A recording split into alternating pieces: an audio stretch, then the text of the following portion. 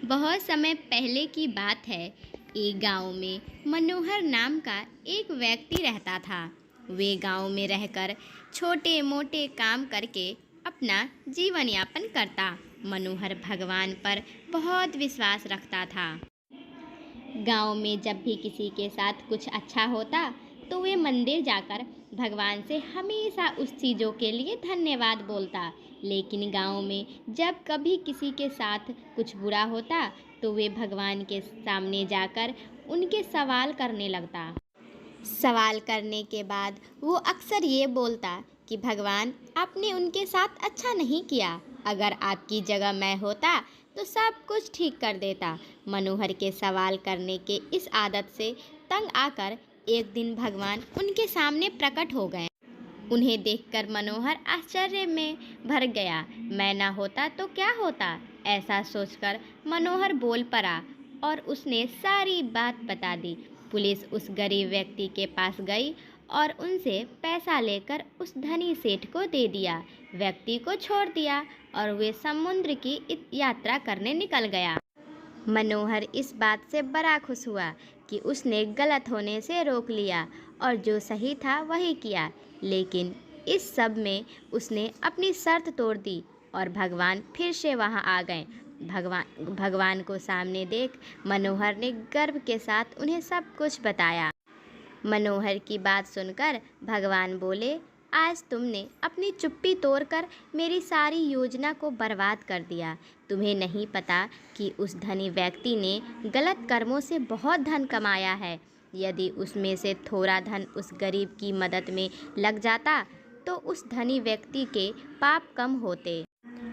और वही तुमने उस व्यक्ति को समुद्र की यात्रा में भेज दिया, जबकि कल समुद्र में तूफान आने वाला है जिसमें उस व्यक्ति का जहाज डूब जाएगा और वे जीवित नहीं लौट पाएगा।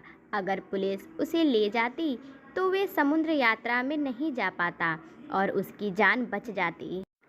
वहीं दूसरी तरफ वो गरीब व्यक्ति उन पैसों से अपनी माँ का इलाज कर लेता, लेकिन अब वो जेल में बंद, जिसकी वजह से उसकी माँ का इलाज नहीं हो पाएगा और वो दुनिया से चल बसेंगी। उसका परिवार अब और भी बदतर जिंदगी जीने पर मजबूर हो जाएगा।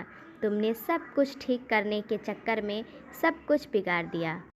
ये सब सुनकर मनोहर को एहसास हो गया कि जो भी ऊपर वाला करता है उनसे किसी ना किसी का भला ही होता है और दूसरों के लिए एक सीख भी होती है।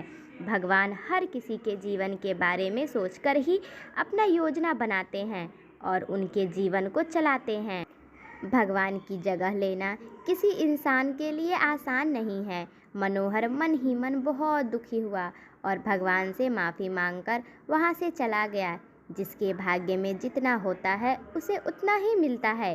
सीख जो हमें इस भगवान की प्रेरणादायक कहानी से मिलती है।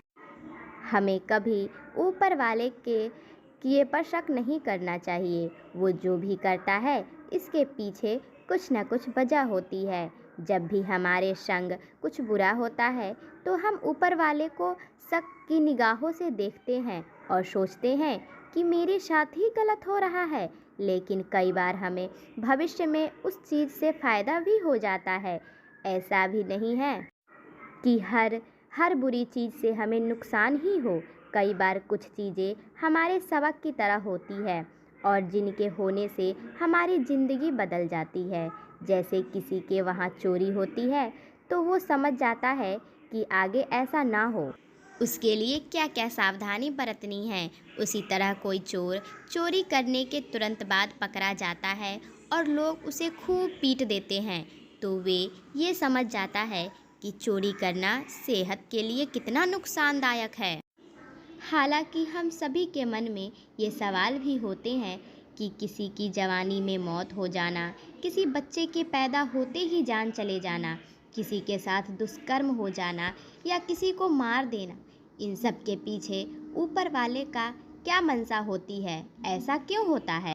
दोस्तों, इन सवालों का कोई सटीक जवाब तो मेरे पास भी नहीं है, लेकिन मैं इन सब को लोगों के पिछले या इस जन्म के बुरे कर्मों का फल मिलना समझता हूँ। इसके अलावा मृत्यु तो एक सत्य है जिसे हम सभी समझते हैं। जो आया है वो तो जाएगा ही, फिर चाहे पहले या बाद में। तो दोस्तों, कैसी लगी कहानी कमेंट में ज़रूर बताएं। आप तो कमेंट करते नहीं हैं, इसलिए बोलना ही